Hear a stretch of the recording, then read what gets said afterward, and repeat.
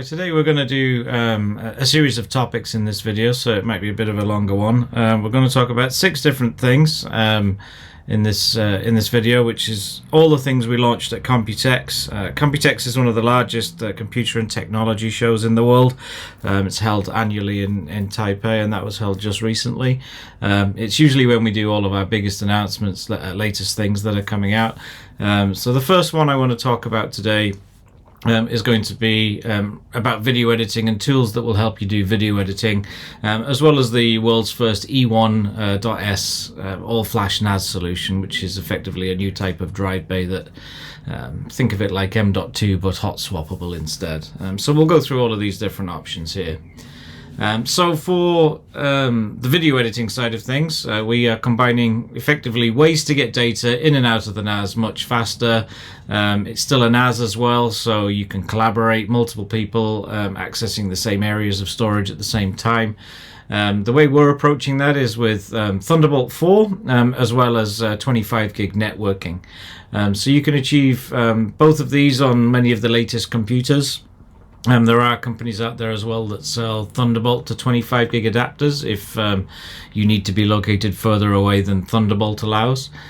So we've got different options within here for this. So hot swappable drives, Thunderbolt for faster transfer speeds, low latency, as well as 25 gig, which future-proofs you all the way up to things like 8K video footage and whatever's coming next as well. So here's a little snippet of the data rates required for different formats during video editing. So as you can see with 1080p we had it pretty easy. Data transfers were not so bad. You could get away with doing most things on much slower network connections. As things are getting better and better all the way down to say Red 8K, things like that, the capacities required for the data as well as the data rates to interact with it, to edit it, they're going up and up and up. Video quality is not going to get worse anytime soon, so you can only expect these numbers to increase as the years go on. So that's what we're trying to achieve here with using Thunderbolt and 25 gig networking. So here with the 25 gig networking, a little demonstration of sort of what you can get before 25 gig networking and what you'd get after. So if you were transferring a 4 terabyte file to the NAS, or from the NAS to your computer, for example, if you're using 1 gig networking, that file's going to take about 11 hours to copy. If you replace it with 25 gig networking, it's only going to take about 20 minutes to do the same file size. So it'd be just under an hour with 10 gig. So it's really fast to get the data transferred. So, you know, as the title says there, time is money, and if you can get the data to where it needs to be much quicker, you're going to make more money with it. So as we go on to the different units that we've got that have 25 gig capable or Thunderbolt 4 capable, we've got all the options you see in front of us here. We've got a few rack mount options, we've got desktop options, and we've got the Thunderbolt one on the far right hand side that's coming soon in Q3. All of these units have PCIe Gen 4 slots, so you can use the 25 gig card in there if you want. So it's a dual port 25 gig card. So dual port's important on the NAS end because you're going to have multiple people coming into it at once. You might even want more than one card installed in the different NAS if you want more ports. And we also do a 25 gig switch. So it's 16 ports of 25 gig. They're SFP28 ports, which is backwards compatible to SFP Plus at 10 gig. And there's also a copper-based 10-base T port on the end there, basically port number 17, that lets you uplink it back to your existing infrastructure, whether that's 10 gig, 2.5 gig, 1 gig. You can link the switch into that. So any resources over there, like printers, internet, anything else that you may have, they can be introduced into the switch. So anybody connected at 25 gig still gets those resources. Here's a short introduction to the new Thunderbolt units. So these are going to be Thunderbolt 4. So we already launched the H674 series. These ones all have the T on the end of the part number, so these have Thunderbolt embedded inside them. Unlike the previous options that we've had, these are Thunderbolt 4 instead of Thunderbolt 3. We have our dual Thunderbolt 4 E1.S NAS, so this is the very latest drive bay. So you can either use dedicated E1.S drives, or you can use the drive trays that we provide and put M.2s on there instead. M.2s are fantastic, really fast storage. The only downside is if you have one fail, you have to shut down the NAS to swap it out. It's not a hot swappable connector, but by using the E1.S drive bays, very small form factor, we can cram in quite a few drive bays into a very small unit, and these drive bays effectively make them hot swappable now. So if you're using a redundant RAID mode and you do get a drive failure, no downtime for swapping it out, very easy to do. Here's some specifications on the new TBS-574TX. So you can see here we're offering it in effectively two versions. We've got the i3 with 8 gig and we've got the i5 with 16 gig of RAM. It's got 5 drive bays, so you can use either the E1.S drives up to 15 millimeters thick, or you can use 5 M.2 drives on the drive adapters that we supply with the unit. It's also got a HDMI out on the back, so if you did need to link it up to a display for, let's say, looking at security cameras, anything like that, media playback, you can do that as well if you wanted to. Here's a front view of the unit, so you can see all the different options. We've got one Thunderbolt 4 port on the front of the device, a couple of USB options on this NAS as well. If we look around the back, you can see we've got another Thunderbolt 4 port on the back, as well as some more USB here as well. 10 gig networking built in as standard, along with a 2.5 gig LAN port in there as well. So E1.S SSDs, they're provided by most of the drive manufacturers, so if you wanted to buy a dedicated E1.S drive, by all means you can use that, but we are also providing the drive adapter, so if you did want to use the more conventional M.2s that there are a few more choices out there for, you can use those as well. So you can see them sticking out at the front of the NAS there. It's effectively just a drive tray that you clip your M.2 SSD onto, and when it's on this drive tray it basically becomes hot swappable. So here's some performance numbers for the Thunderbolt 4 with this NAS, so the TBS-574TX. So with the two Thunderbolt 4 ports on it, you're able to achieve just over 1500 megabytes a second. And if we go back to the information on the slide about how much data capacity you need for the different formats, this is very well future-proof for any of the latest standards that are out there, as well as anything that might come. Okay, so that's the end of this one. We'll move on to the next one now. Now we're back with Virtualization Station. So this is our hypervisor that we've had on a NAS for nearly 10 years now. So it's based off the open source KVM software in Linux. So first I wanted to go through sort of a history of where we've come in almost the last 10 years here. So Virtualization Station 1, pretty groundbreaking to have that on a NAS. So it's the first hypervisor on a NAS from any manufacturer running on a NAS platform. And it was really great. You could install multiple different OSs from Linux, Unix, Windows, even Android. As we moved on a few years later with Virtualization 2, we introduced QVPC, which allows you to run the VM but output it on the HDMI port that's on the NAS, so you can almost use it like a direct connected PC, if you liked. We've renamed it now to QVM, but that was launched in 2015. Virtualization Station 3 had a absolutely massive upgrade set, so loads of different resource management passing through PCIe NICs, USB ports, support for SRIOV if you wanted to sort of virtualize the NIC directly in, pass it straight through, and live migration as well, so you could transfer the VM from one NAS to another NAS with absolutely no downtime. Virtualization Station 4, I'd probably categorize that as another absolutely huge update. So we've added in VM high availability, so we'll talk about that a bit more in this. So it's an active setup, so we can basically have as little disruption as possible, moving from if the NAS hosting the VM ever had a problem, went down for whatever reason, the other NAS that's a slave or monitoring it is going to be able to get that VM up and running quickly. We've completely redesigned the UI, so some very nice dashboards and things now, which I'll go through. And we've enhanced different VM monitoring and control that you can do from that dashboard as well as a lot of other sort of minor upgrades. Currently we've got 800,000 plus downloads on QNAP NAS throughout the world, so we've got a lot of people using this software, so hopefully a lot of people are excited to see these updates. So the main goal here is we're trying to make it more reliable. So if you are using it for mission critical applications, we want to be able to have high availability, completely minimal downtime between your primary NAS and a secondary NAS that's working as a backup of it. So different things we can do for monitoring the failover, so triggering events, if you like.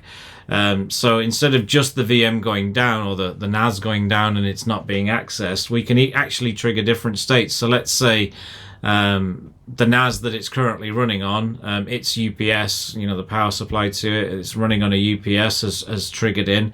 We're going to proactively move the VM off before the UPS shuts the NAS down.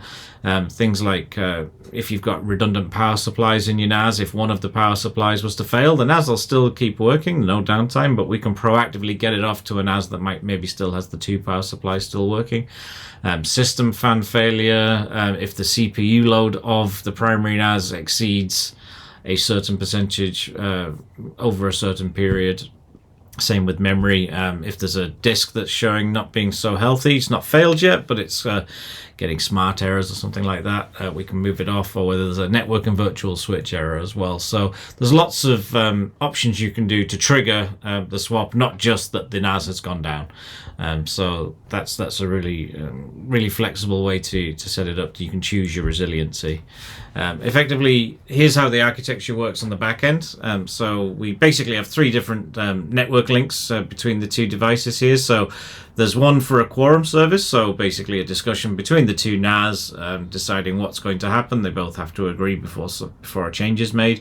You've got your main management network, which is where that all runs across. You've also got your virtual machine network, so that's your network that your virtual machines themselves are running on. So your management network might be 1 gig or 2.5 gig, but your virtual machine network might be 10 gig or 25 gig. And then there's also an availability link. The availability link is where the heartbeat mechanism is. So that's where the standby NAS is checking to see if the active NAS is still there or not. So it's a dedicated link, not through a switch, so it's directly between the 2. So it's a really resilient way to have the network set up there. So here's a look at the dashboards of the virtual machine. So it's really moved on. So anybody that's used Virtualization Station 3 or earlier editions, there's a lot more information here that you can see at a glance. So you don't have to necessarily click into each VM to see some detail. You can see at a glance, let's say the most provisioned virtual machine, so the one using the most CPU, most RAM, things like that, which one's got the most data rights to the storage. But if you do click into the NAS, now the data you get there is absolutely massive compared to what we had before. Things like network throughput, disk throughput, so much information on there that you can see. So you can see everything all nicely graphed out. It's a really big improvement that we've done. We've also added batch actions. So what that means is if you were using Virtualization Station 3 and you wanted to, say, change the CPU cores as well as adding in a new CD-ROM drive maybe, you'd have to do that in 2 separate places. You go to the general section, change the CPU cores, click apply. Once that's done, you can then go to the CD/DVD tab and then add a new CD/DVD drive. Click apply. Now you can make 20 changes if you want, all at once, and apply once. So you're making all your changes on all the different screens all at once, and we just queue the changes up, and then when you apply, it happens all at once. Which is really great, especially when you're setting up your VMs, especially if you have to make a lot of custom changes to them, perhaps changing disk controllers, adding extra network cards, things like that. You can do it all in one big batch action and send it to the VM to make them do them all at once. So that's a really big improvement that we've done there. Setting up VMs is so easy to do. Not that it was hard before, it's just before you had to do it at a lot of different places and remember to click apply each time. Now you can do it all at once and it's done. So that's Virtualization Station 4. So that'll be available when you've got QTS or QTS Hero 5.1. So it's one of our most popular beta programs we've ever done. It's been out there for a while for public beta, so if you wanted to play with it, you still can. If you just Google QNAP Virtualization Station, there's a beta link at the top of the page still. But it's a really cool bit of software. Okay, so now we'll move into our AMIZ Cloud application. Now we're talking about AMIZ Cloud. So AMIZ Cloud is a cloud-based CMS, or central management solution for remote device management. So think of this very much like our Q Center application, but with way more features and way more control. So first, let's jump straight into a natural comparison, which is AMIZ Cloud versus QCenter. So QCenter was a on-premises service. You ran it on a QNAP NAS. You could virtualize it if you wanted to. We did offer an option to virtualize it in something like VMware if you wanted to, but you typically had to host it yourself, whereas AMIZ Cloud is hosted by us. Deployment is very easy for AMIZ Cloud, whereas for QCenter, it depended on the infrastructure and the server performance. If you needed to do it across the internet, for example, multiple sites, it could be a little bit challenging to get everything connected, especially with firewalls in the way. With AMIZ Cloud, it's just so easy to do. Everything's off to the internet. Because it's off to the internet, every device does need to have an internet connection to work with AMIZ Cloud, whereas QCenter, you can do it on your own internal intranet if you do not have an internet connection. QCenter was for NAS only, whereas AMIZ Cloud can do the NAS as well as our QUCP devices. If you just Google QUCP, there'll be more information on those. I'm not covering them in this video. Now there's a few steps to getting AMIZ Cloud up and running, so it goes a lot easier if you set up your organization center first. So it's just organization.qnap.com. This is where you create areas that you're going to be adding the NAS into. So if you've got multiple sites, maybe you've got a headquarters with multiple smaller sites, maybe you're a managed service provider managing your customers' NAS on their behalf. So you've got different options to set them up. So you can set up different organizations. So this would be sort of the head group for everything that goes under it. And then you can add within that different sites or multiple devices to a certain site within the organization, as well as just having personal devices joined right at the top as well. Within the organizations, you can assign roles. So if you wanted to give some people control over just one organization, you can. The owner can manage everything from all organizations. But if you wanted to set up very specific things, you can have a site administrator just for a single site where they can log in and see information just about the NAS under that part of the topology. But you can also create different administrator options as well. Creating an organization is very easy. So you just pick a name, where the country is, things like that, create groups, invite anybody that needs to manage it. All done through the QID program, so the QNAP ID. So it just requires your email address and a password to create a QNAP ID. So the dashboard allows you to create different organizations. You can see at a glance the status of each organization, so how many users are there, how many NAS are there, how many devices are in each section, for example. And when you are going down to the detail of each site, you can specify as much detail as you want. So you can do things like the site name, what time zone it's in, where is it physically located in a little Google Maps window there, so you can set the direct coordinates of where that site is if you wanted to click on a map to the site, for example. So you can get a lot of different information for each site if you wanted to as well. So it's all enabled through the MyQNAP Cloud application, so myqnapcloud.qnap.com, or the app that's built into every NAS that we do. So when you're creating the MyQNAP Cloud option, there's a tick box that you have to do under device name there that says join an organization. That's effectively adding it into an organization. So if you've already created your organization that's on the steps we just covered, it's going to be in the drop down now. It's not the end of the world if you didn't create it first. You just add it to a generic organization called My Organization, and you can move it around later. But if you've got your organization and your site set up, you can just do that all in one go here straight away. So it's all done when you're setting it up. So for system monitoring, so we'll go through some of the dashboard options within AMIZ Cloud. So the main dashboard is a big overview of everything that you've got within your current site. So how many NAS are there, anything that's got warnings, alerts, capacities. This is very similar to how QCenter used to be, but this looks a lot nicer, but the information's very similar. As you start going down and drilling into the detail of each specific NAS, you get these amazing graphs that get saved over time, so you can see the specific NAS. You can watch over time. Maybe you start adding 10 more users, you're growing as a company, maybe the air conditioning failed in the server room, you can monitor the enclosure temperature, things like that. What did the fans do to react to that increased temperature? You just see so much information here for both statistics of what's happening across the interfaces, the storage itself, as well as the hardware. And you can also get some nice performance statistics. So if you regularly hitting, say, 90% performance used of the NAS, perhaps it's time to upgrade to a faster one, things like that. So it's a really good way to map with the graphs, so you can show over time with these little reports that we'll give you through this software. So it's a really clever bit of software for mapping all the history. You of course get logging on the local NAS itself, but this is just like logging with way more information. It's not just things going wrong, people connecting. This is everything that happened over time with the NAS. You can also set up customized alerts within AMIZ Cloud. So these can be sort of global to the site, global to the organization, so that you can set up different metrics to alert you when something happens. So let's say there's a download on the network and it's exceeding a certain transfer for a certain duration, a certain speed for a certain duration. You can get alerted when any of these things happen, and you can choose which devices get these alerts. So as we scroll in, you can set up lots of different options on each alert that you want as well. You can also manage applications from a central portal as well. So you can choose to stop, start, install, update applications, not just for the single NAS, but for all the NAS within the site, all from a single place if you wanted to.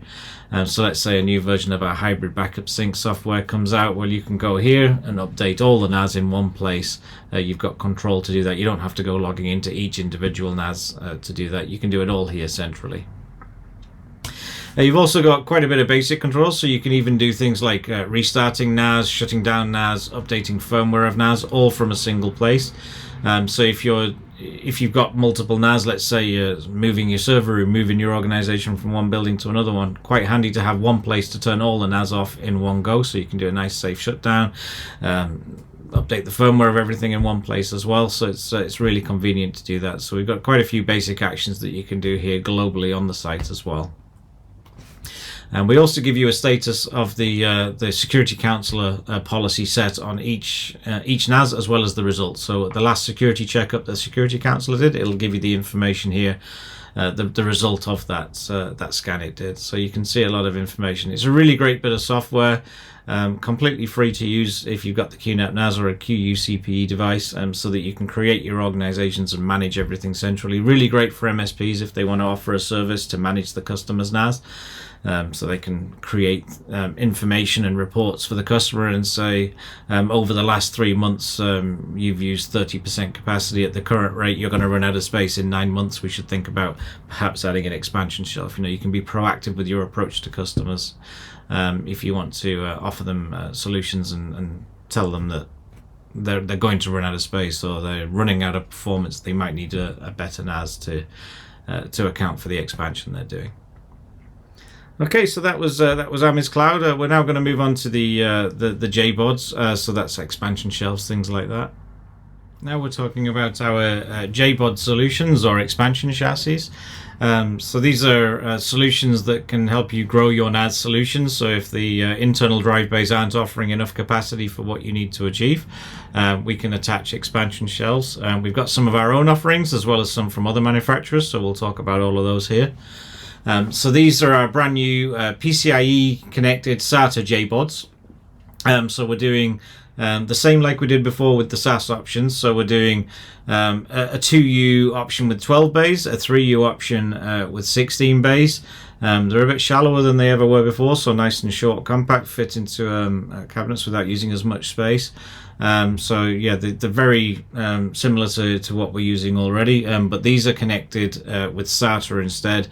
Comes with a lower cost and also increased availability, because it's quite hard getting SAS components since COVID, and drive makers are moving on from SAS drives to things like U.2, NVMe's, things like that, instead of making SAS drives. Just the component shortages are there, so we wanted to not rely on SAS as much and move across to SATA, which is very highly available. We can get the components very easily. On top of these two, something we've never done before is we're actually doing a 24-bay version as well. So this is coming soon, a bit later than the 12-bay and the 16-bay version. So it's 4U, 24-bay to match our 24-bay and 30-bay NAS that we do. So you've got 24 3.5-inch or 2.5-inch SATA slots. You can connect it at up to 64 gigabits a second with a PCIe Gen 3x8 interface. Dual redundant power supplies. And you can expand up to a total of about 5 petabytes of capacity if you were using the largest drives available today, which is in June 2023, which is 22 terabyte drives. And you can cascade 12 JBODs to a single NAS. So you do need optional dedicated expansion cards and cables to be able to achieve that. It's got a couple of the options there. We'll go through what they mean a bit later on. But the main reason we've switched from SAS to SATA, again, is just the higher availability. Chip shortages isn't going to affect us. For the past couple of years, we've had a real challenge getting enough SAS chips to meet demand, so this is really going to help that. The expandable pool is really good as well. So we have had SATA JBODs in the past, but they're very much although they're connected to the same NAS, you can't have one big lump of space. You know, you've got a lump of space in the NAS and then a lump of space in the JBOD. It's separate spaces. Whereas now with these new ones, we can actually have an expandable pool, everything in one lump of space if you need to as well. So you can connect lots of different units in series. So this is how it used to work with the blue areas there. So you had a storage pool 1 in the NAS, a storage pool 2 in the JBOD. Now you can create a storage pool in the NAS, and then you can create an extension to that storage pool, if you like, with the RAID that you create in the expansion. So when you've got your original storage pool, you'll just go and expand it. It'll say, oh, how do you want to expand it? You say, I want to use a new RAID group with these drives from expansion number 1, expansion number 2, and it just keeps growing. So let's say you were using RAID 5 or RAID 6, it's going to effectively stripe the RAID from the extra expansion in. So you'd have, instead of RAID 5 or RAID 6, you'd have RAID 50 or RAID 60. So you can get a single sort of petabyte level storage space without needing lots and multiple storage pools and things like that. If you're using QUTS Hero, you are able to create volumes and pools up to a maximum of 5 petabytes. So it's really a massive amount of capacity you can create here. So we've made an advancement that we can now daisy chain them. In the past, they were all direct back to the NAS. So what we can do now is you can have the card in the NAS, and then you can go across. So this would be the traditional way. With the card that's in the NAS, we typically would need 3 separate cables for every, a cable for every 4 drives that you have in the expansion. So in the case of a 12-bay expansion, we'd need to put a 4-port card in the head unit so that we can have the 3 cables. We don't make a 3-port card, it's either 2 or 4. So we'd give you the 4-port card with 3 cables so that you can link them in. We also have a single 1U4-bay unit, so technically you could mount that to the extra port if you needed to. That's where the number 16 comes from there at the top. So the new topology with the PCIe one is that you can actually have 4 in a row from a single SATA card. So if you've got 3 PCI Express slots, that means you're going to be able to attach 12 expansions to it. So different NAS that we have different amounts of PCIe slots. So some might only have 2, some have up to 5. So it depends on the NAS you're using as to what the upper maximum will be. But we can really grow this out to a really massive capacity using that, especially once we launch the 24-bay one. The capacity is going to be really huge. All the power management is host-based, so there's no turning on the JBODs. There's no power option needed on them. So if the NAS turns on, the JBOD turns on as well. So let's say you did have a power supply issue, UPS shut everything down in the server room. If the NAS gets turned on remotely, let's say you use Wake on LAN, you've got a remote Wake on LAN feature to turn on the NAS from a remote location, all the JBODs are going to turn on as well, because obviously they're not connected to the network, they're just connected to the NAS, so you can't Wake on LAN those. But if they sense the host is powered on, they turn on as well. So here's just a couple of examples of how you could use it. So if you're using the 16-bay unit with a 12-bay head, so it's our 1887XU has got 12 drives up front with 6 SSDs in the back. But if you were to use that in an 11U space in the rack, you're able to get a total of 1 petabyte of storage. So there's a sort of breakdown number of drives between the NAS and expansion. So yeah, with 80 drives, 6 SSDs, you can reach the 1 petabyte in 11U. We've got another one here for 2 petabytes. So 2 petabytes in 22U. So that would be going up to the bigger 24-bay unit with a 24-bay SSD head. So this is going to give you 2 petabytes in 22U, so probably about half of a full-size rack cabinet there. So it's a lot of storage that you can get in a fairly small space. So depending on how quick you need it to connect, how many expansions you want to connect, we've got a few different card options. So we've got the options at the top there, which work up to 32 gigabits a second. And we've got the faster card at the bottom there, which works up to 64 gigabits a second. So if you want to make sure that the drives in the expansion aren't being a bottleneck to your performance, maybe using dual 25 gigs, things like that, then you're going to want to use the faster card if you want to make sure that the access speed to them is higher. If it's just used as a backup target, performance not as important, or an archive, you can go with the lower speed options if you need to. Here's the compatibility list today. Obviously, this is just for June 2023. If things do change down the line as we launch new NAS, add more compatibility, the best place to check this is going to be our website. In the if you Google something like QNAP expansion, it'll take you to an expansion chart, and you can pick the NAS models, and it'll tell you which expansion is compatible with which NAS and how many you can connect. So you can see in that list there, for example, midway down the list, the TVS-h674T has got 5 PCIe slots. You can have up to 4 terabytes of RAM in it, so the total capacity you can achieve there with the 12 JBODs is about 3.1 petabytes. So these numbers will change as drive sizes go up, and as drive makers make bigger and better drives, these numbers will change as well. Now, if you wanted to use even more storage in a smaller amount of U in the rack, we have partnered here with Seagate, so they've got their 5U84 device, which is an 84 drive unit, so it fits into 5U space in the rack, 84 drives, and you can attach up to 4 of these to the NAS through one of our SAS cards. So this is SAS externally connected. So you can have a multi-pathway to get between the units as well. But this is a really colossal amount of storage. So here's a picture of one of the drive trays pulled out. So they've got 2 drawers. So an absolutely colossal amount of storage. So you've got 42 drives per drawer there. So as you pull them out, all the drives are sort of stacked back into the unit. So you can get a really dense storage. So yeah, 5 U's, 84 drives.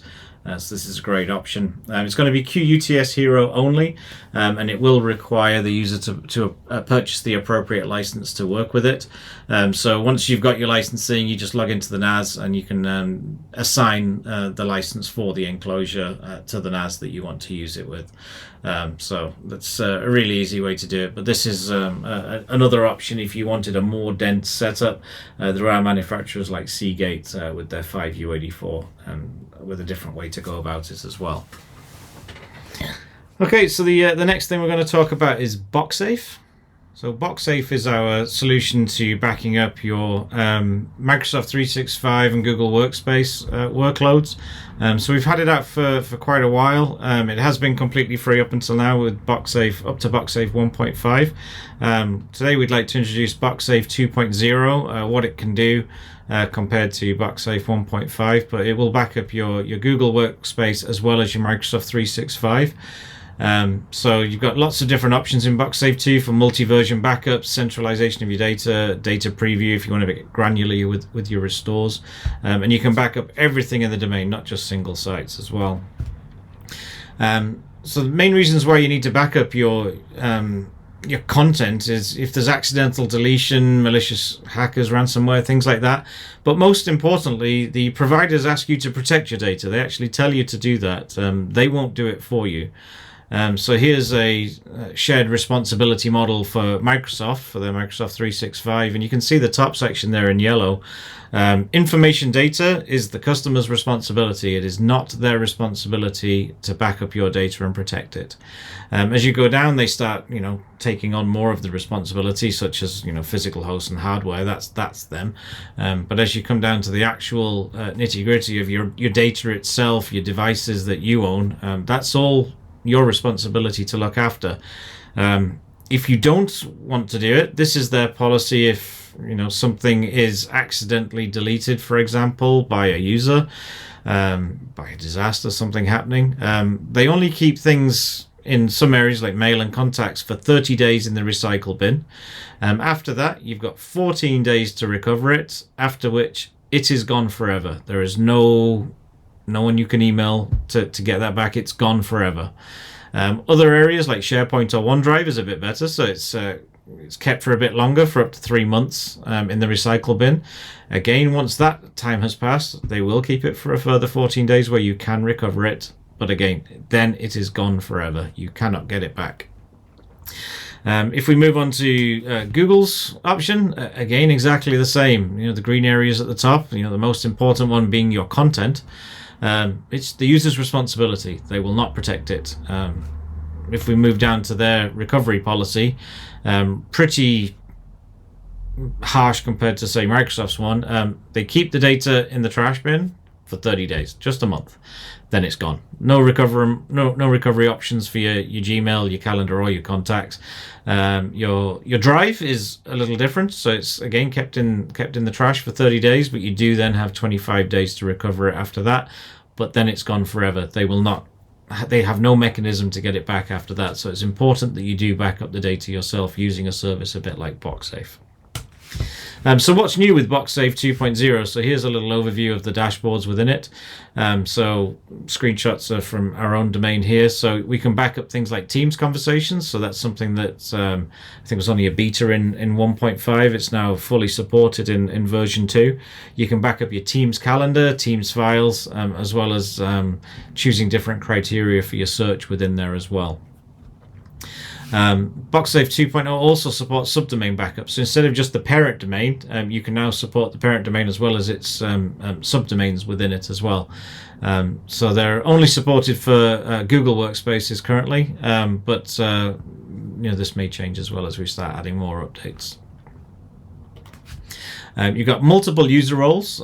So there was really just an admin and a user role within Boxafe 1.5, but now you can have different admins as well within Boxafe 2.0. So you've got super admin, global admin, domain admin, a backup manager, as well as auditor, user, and customized. So there's different user roles that you've got now, so a lot more than you ever had before in Boxafe 1.5. We've also got detailed access logs, so a lot more than we had before. So it was a bit simple before, if you like. So now you've got a lot more detail of who did what, when they did it, what did they do when they did it. So you can get a lot of information, so you can protect your backed up data from being mishandled. So if somebody was in there doing something they shouldn't, you've got a log of what was happening in there. You can also restore the entire domain. So in a single step, you can restore everything. You can select multiple users and just the content that you want to restore. You can restore or overwrite original data, or you can put it somewhere else. So if you wanted to just restore it into a dummy location, for example, you can do that. Boxafe 1.5 could only restore about 100 items at a time, whereas it's the whole domain now with Boxafe 2.0. We've also got an improved reporting option on there as well, so we can only do a granular export on Boxafe 1.5, maximum of about 100 items. Boxafe 2 can do a full export of everything and a full restore, so a lot more capable at doing the job.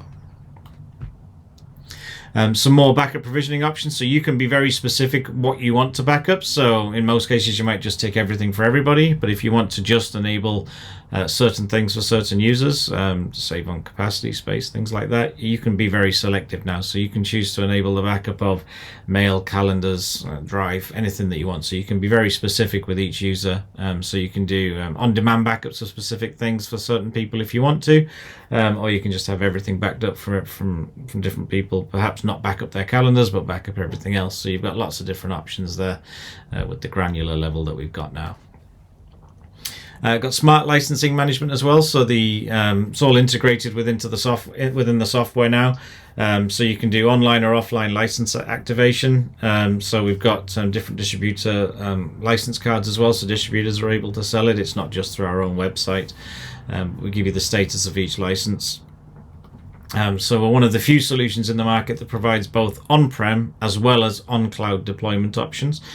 So we do have a cloud NAS option, which is called QUTS Cloud. So you can host our QUTS Cloud solution on a provider like Azure, AWS, something like that, with a bit of compute, and you can run Boxafe on that directly in the cloud. Some system requirements. So basically QTS or QUTS Hero 501 or later. You need Boxafe 2 obviously installed, and so long as it's an Intel or AMD based 64-bit NAS or an ARM 64-bit based NAS, it'll work great. We will need 4 gig of RAM in the NAS total, as well as 2 gig free to be able to run Boxafe. So just a little competitive analysis, pricing for different options that are out there. So Google Workspace or Microsoft 365 for the first 30 users, absolutely free, not charging. Depending on whether it's Google or Microsoft, you might get 10 shared drives, 10 SharePoint sites, or 5 Teams in Teams. So you get lots of different options between the different one. If you want more than 1,000 users, contact sales and we'll do it. But basically that first 30 users is always free. So if you've got 100 users, you're only paying for 70. So here's a bit of a price comparison against some competition that's out there. So we're not providing the cloud storage on our application. We're charging $1.49 a user a month or $14.99 a user a year. So depending on the other provider that you're using, it can be a very cost-saving option that's out there. So that's Boxafe 2.0. Now we're going to move into the final thing, which is MyQNAP Cloud 1, new service that we're offering. MyQNAP Cloud 1 is a new cloud storage service that we're offering. So it allows you to create a sort of hybrid storage attitude towards your backup plan. So you can do definitely still backups from NAS to NAS, but you can now also choose QNAP as your destination for a cloud option. So we're not changing support for any other providers out there. So by us launching our own cloud platform, it does not mean that we're getting rid of all the other ones with third-party providers that are out there. We're still going to work with all of those, with the 3 main apps that we have that interact with those: Hybrid Mount, VJBOD Cloud, and HBS3. So they're all still going to be there with all the other providers that we've got, and we're still going to maintain those connections as well. So MyQNAP Cloud 1 is a completely new cloud service offered by us. It's a subscription service, so we can provide different tiers within it. So the sort of most basic option is just some storage to do NAS backup, hybrid backup center integration, NAS gateway for hybrid mounts, configuration backups, things like that. We're offering a surveillance solution. So long as you've got the upload bandwidth to support it, we'll be able to record all your IP cameras directly up into the cloud if you want to as well. And we've also got object storage, so things like object storage S3 compatible, things like that. We've got object lock, immutability, things like that. There's lots of different options we've got within the object storage section as well. Just a couple of facts about the QNAP hosted platform. So very durable, really strong encryption, works great with your QNAP. Immutability is supported, and it is cheaper than most other cloud service providers' offerings as well. We've got currently 12 data centers globally, so hopefully you'll be able to find one close to wherever you are that you want to use it. So those are the 12 that we currently have on offer. This is subject to change. We'll probably add some more as time goes on as well. Managing it is all done through the MyQNAP Cloud portal. So on there you'll have a MyQNAP Cloud storage section that's introduced. So you can access everything through the standard myqnapcloud.com site we've always had. There's just going to be a new tab appearing to manage your storage, and you can create spaces and things like that. So different regions, so perhaps you have different offices in different locations and you have different regions, so subscriptions to different regions for different sites that you have. We've got a versioning and expiration policy on the NAS, so you can enable versioning or disable it, and you can keep up to the 100 latest versions of things. You can choose what happens when we reach that, so you can delete the oldest files first or delete the newest files first. So lots of different options there to keep your data protected. And just like the drive of other cloud spaces out there, you can interact with it directly. So say like Dropbox or OneDrive or something like that, you can just drag and drop files straight into the web interface if you want to upload or download anything directly. It doesn't have to be done through a NAS, for example. You can interact with it directly through a web browser. There's a recycle bin, so there's a 30-day retention, which sort of syncs up with people like Google and Microsoft with your 365 or your Google Workspaces. So we do have a recycle bin for anybody that may have accidentally deleted a file or anything like that. So to use it, you've got a couple of ways. You can do it direct from the NAS using something like HBS3 to go direct, or you can use our hybrid backup center to manage multiple devices all into one central cloud storage. So if you didn't want separate subscriptions for all your NAS, you can do it through the hybrid backup center and just manage it all centrally, centralize all the backups that you've got there. Within Hybrid Backup Sync, there's just going to be a new destination added into the list of the third-party ones there. So you're going to have My QNAP Cloud Storage there at the top. You get to choose whether you're going to do the trial, which gives you 16 gigs of free storage, or a premium option. You can get that trial of 16 gigs free storage even if you don't own a QNAP NAS. So that's there. When you create a storage space, you just pick the destination region that you've already created in your My QNAP Cloud 1 dashboard, select it, and that's what the destination will be. Within Hybrid Backup Center, you can see a lot more information, so you get a nice topology of everything, where everything is connected, how they're interacting, what accounts they're connecting to, which region they're doing everything to. So you get a lot of information as well as a nice dashboard of all the different targets as well. And you can also browse all the data via the Explorer, the Backup Explorer in Hybrid Backup Center as well. So if you needed to go through and look up the different information, restore selective things, you can do all that through the Hybrid Backup Center as well. So how to restore via your cloud storage when there is a disaster. So you've got a couple of solutions here. You can do a cloud restore, so you can directly restore back, so there's no charge for API requests. So when you're pulling the data back down, you're going to recover it directly back to maybe a new NAS you've bought. Whichever way you want to go about it, you can do it that way. The other option is a transfer appliance. So if you've heard of the AWS Snowball or Azure Data Box, we're offering a solution with a transfer appliance. So we'll use a secure appliance to transfer large amounts of data physically out to you. So we'll send it out to you. So you've got that as an option. That's coming soon. And solution C is a temporary cloud NAS. So you can actually use some compute at any cloud provider like EC2 with Amazon or Azure or something like that, and you can run on one of our QUTS Cloud Cloud OS, so that you can then restore it directly to there from the cloud destination and get up and running. The NAS will be remote, but you'll be up and running nice and fast. So it'll be the same user experience there as having a QNAP NAS. It runs all the same things like applications and whatnot. It's just going to be remote instead of located at your physical site. You can also do cross-site file sharing, so whether it's multinational, within the same country, doesn't matter. Hybrid Mount will allow you to do this using the My QNAP Cloud Storage as the sort of go-between for everything. So you can use this as one of the destinations. Again, we're just going to add a new storage provider into the list of cloud service providers. So this is kind of how it's going to work. You're going to have your main file share, and it's going to be synchronized between all the different NAS. So there is no real limit to the amount of NAS that you want to sync this to. If you've got 2 sites, great. If you've got 10 sites, great. It will work as well. So you can also accelerate cloud access with a local cache using Hybrid Mount as well. So it's really easy to get the data around.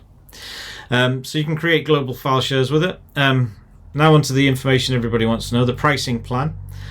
So the basic My QNAP Cloud Storage, so if you're just doing basic storage with daily backup versions of 20 supporting Hybrid Mount, it's going to be $4.99 per terabyte. As you move on to things like something a bit more advanced for things like object storage, surveillance, things like that, it's going to go up to $5.99. But again, there is a 16 gig free trial, and you don't need to have a QNAP NAS to get that. So here's the sort of comparison between what other providers are going to be charging for the same type of storage. So for 1 terabyte, we're charging $5.99. Others can go up to $25 there with AWS, for example.